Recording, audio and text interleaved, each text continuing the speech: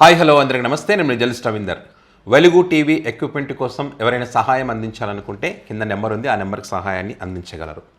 Topic ఏంటంటే, ప్రపంచంలో ఎక్కడ ఏం జరిగినా కూడా జగన్మోహన్ రెడ్డి గారికి అంటగట్టడం, జగన్మోహన్ రెడ్డి గారి మీద నిందలు వేయడం, జగన్మోహన్ రెడ్డి గారిని తిట్టడం, జగన్మోహన్ రెడ్డి గారు ఇదంతా చేశారని చెప్పి అసలు సంబంధం లేకపోయినా కూడా ఇప్పుడు లింకులు పెడుతున్నటువంటి పరిస్థితి చంద్రబాబు నాయుడు గారు కానీ వారి మీడియా కానీ. నిజంగా నేను ప్రతిరోజు అనుకుంటా, సరేలే ఈరోజు మాట్లాడారు, ఇక ఇంతకు మించి దిగజారులే అని అనుకున్న ప్రతిసారి కూడా మరి దిగజారుతున్న పరిస్థితి. తెలంగాణ రాష్ట్రంలో రాజ్ కుమార్ అనే ఒక సైకో ఒక దారుణానికి ఒడిగట్టాడు. సుమారుగా 6 మంది ప్రాణాలు తీశాడు. వాడు తప్పించుకొని పోయాడు, ఉన్నాడో లేదో కూడా తెలియదు. వాడిని పట్టుకోవడం కోసం చాలామంది పబ్లిక్ వెతుకుతూ ఉన్నారు.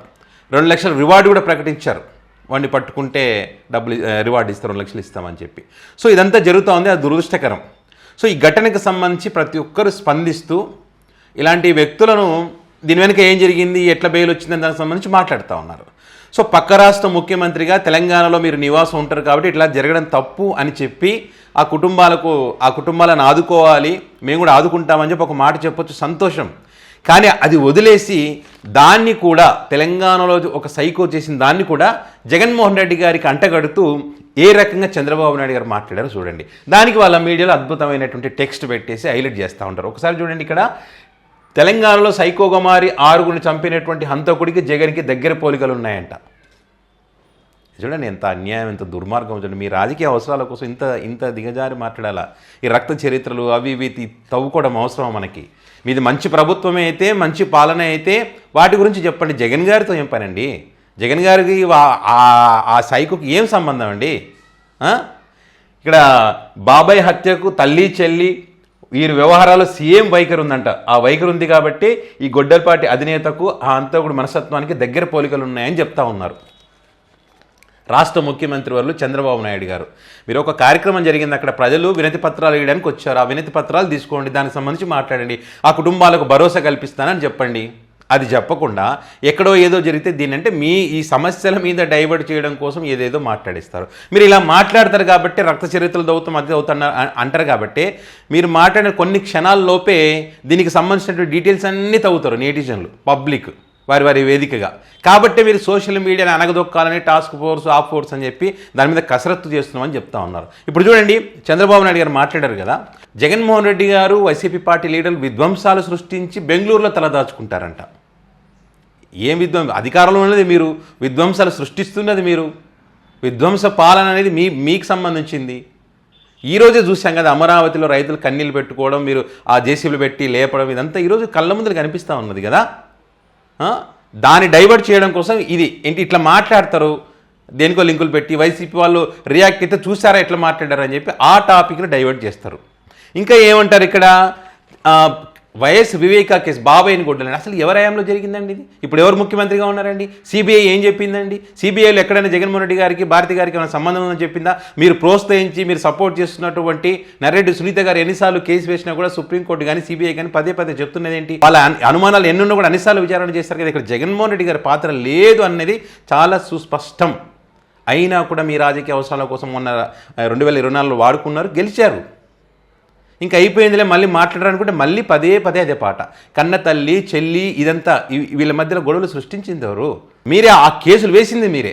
ఆ కేసులు వేసి ఆ కేసులు ఉన్నప్పుడు ఆస్తులు పంపడం ఏమంటారు, పంపకం జరగడానికి వీలు లేదు. మళ్ళీ ఇది చూసావా, ఆ ఆస్తులు పంచట్లేదు ఇవ్వట్లేదు అని అంటారు.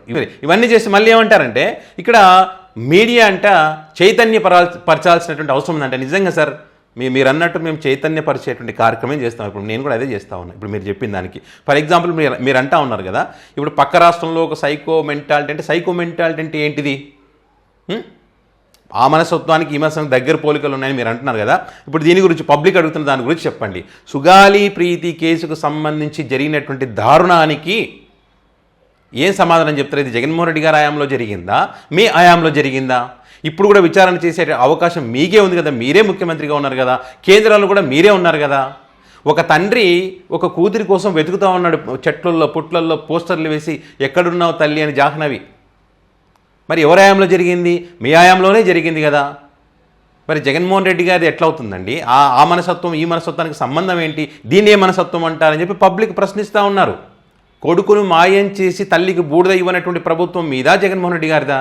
క్రాంతి కుమారు, గంగమ్మ, కళావతి వీటికి సంబంధించినటువంటి ఈ శాంతి భద్రతల ఎపిసోడ్కి సంబంధించి జరుగుతున్నది మీ ప్రభుత్వంలోనా జగన్మోహన్ రెడ్డి గారి ప్రభుత్వంలోనా? దీని ఏ మనసత్వం అంటారు? కల్తీ జరగకపోయినా జరిగిందని చెప్పి దేవుడితో ఆటలాడి దేవుడితో రాజకీయం చేసినటువంటి చరిత్ర మీద జగన్మోహన్ రెడ్డి గారిదా? ఆడవాళ్ళని తిట్టారని తెలిసినా కూడా వాళ్ళని పిలిపించుకొని వాళ్ళ పక్కన వాళ్ళ మీద చేతులు వేసి నవ్వుతూ ఫోటోలు దిగినటువంటి చరిత్ర ఎవరిది సార్?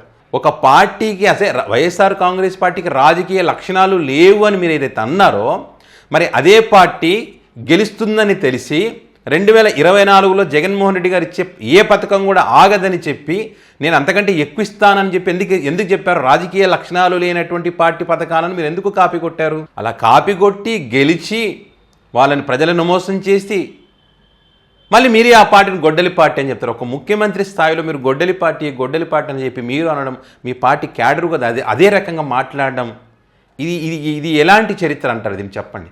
ఒక మంచి సాంప్రదాయం అనేటువంటిది ఏదైనా ఉందా? ఈరోజు మీరు ఏదైతే చేస్తూ ఉన్నారో, రేపు వైసీపీ పార్టీ అధికారంలోకి వచ్చిన తర్వాత కూడా జగన్మోహన్ రెడ్డి గారే చెప్పారు, మీరు నాటినటువంటి విత్తనం, మీరు మంచి విత్తనం నాటితే అదే వస్తుంది, లేదు ఇట్లాంటివి వస్తుంది, అంటే చర్యకు ప్రతిచర్య ఉంటుందని చెప్పి మీరు ఒక కొత్త సాంప్రదాయానికి తెరలేపుతా ఉన్నారు. మీరు చాలా సీనియర్, చాలా అనుభవజ్ఞులు కాబట్టి మీరు ఇవి భవిష్యత్తులో ఏం జరగబోతుందో మీరు ఊహించి చెప్పగలరు కాబట్టి మరి దాన్ని మైండ్లో పెట్టుకొని ఇవన్నీ జరగకుండా చూసుకోవాల్సినటువంటి బాధ్యత మీ పైన ఉన్నది.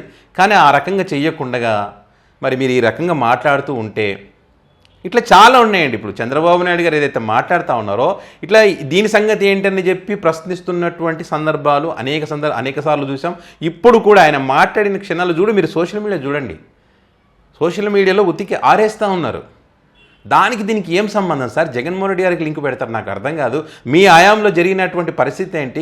గాదె సాయికృష్ణ ఎపిసోడ్ ఏంటి సార్? వీటి గురించి మాట్లాడరా? మొత్తం లెక్కలు తీద్దామా కూర్చుందాం అనేటువంటి పరిస్థితికి వచ్చింది. నిజంగా దారుణం అనిపిస్తుంది సార్. నిజంగా ఎందుకని మరి చంద్రబాబు నాయుడు గారు సొంతంగా మాట్లాడతారా లేకపోతే ఎవరన్నా స్క్రిప్ట్ ఇస్తారా నాకైతే అర్థం కాదు. కానీ నాకు బాధ అనిపిస్తుంది. వీళ్ళు ఇట్లా మాట్లాడతారు, అవతల నుంచి కౌంటర్ వస్తుంది. ఇదే పంచాయతీ ఉంటే తప్ప ఇప్పుడు ఏమంటారు, ప్రజలు ఇక్కడ వినతి పత్రాలు ఇచ్చారని దానికి సంబంధించి ఎవరైనా పట్టించుకునే అవకాశం ఉంటుందా? ఇదే ఉంటుంది డిస్కషన్. ప్రజా సమస్యలు గాలికి పోయినట్టే. పబ్లిక్ ప్రతిదీ కూడా క్షుణ్ణంగా పరిశీలిస్తున్నారు. చెప్పాల్సిన టైం వచ్చినప్పుడు ఏ రకంగా బుద్ధి చెప్పాలో ఆ రకంగా బుద్ధి చెప్తారు. సో ఇది విషయం. మరి దీనికి సంబంధించి మరి చంద్రబాబు నాయుడు గారి మాటలతో మీరు ఏకీభవిస్తున్నారా? మీ అభిప్రాయాన్ని కామెంట్ రూపంలో పెట్టగలరు. Thank you.